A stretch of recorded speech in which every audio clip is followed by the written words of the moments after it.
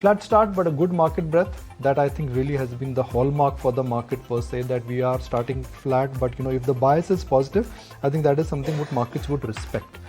We consolidate here for next couple of days, markets would say, okay, that's good news.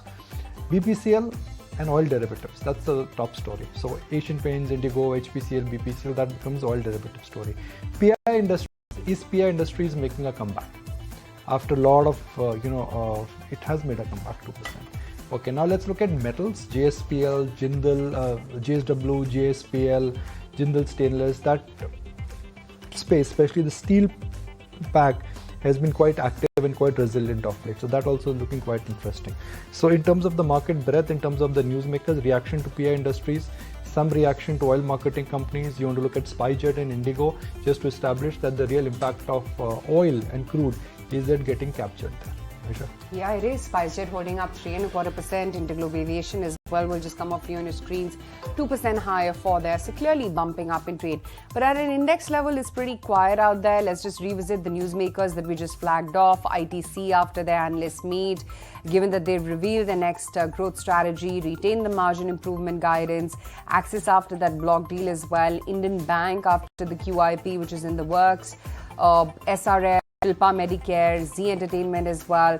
All these stocks would be under focus. ONGC Oil India, what are they up to? Brent has now fallen below $74 to a barrel, and that should not really augur well for ONGC and Oil India.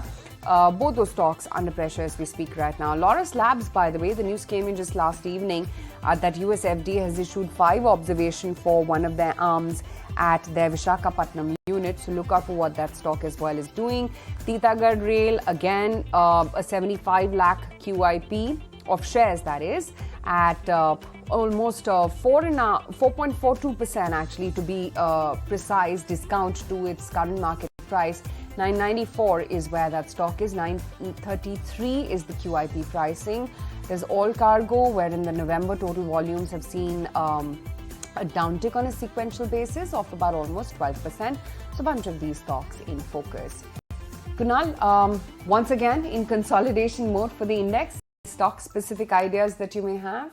So I'll go with the private sector banking name, that's HDFC Bank. The stock seems to be drifting about at the 1650 odd mark. So I think looks attractive for the stock over the near term, and I think closer to 16, 20, 25 could be a good level in case if the stock dips to that kind of a zone.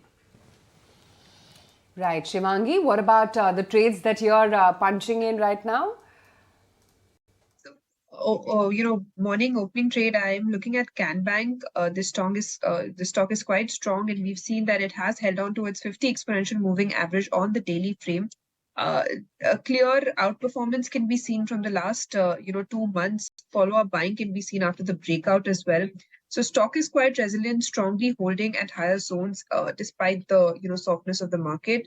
So recommending a buy here with an immediate target of 460 odd levels, and 435 would be a crucial support to watch out for. Samit,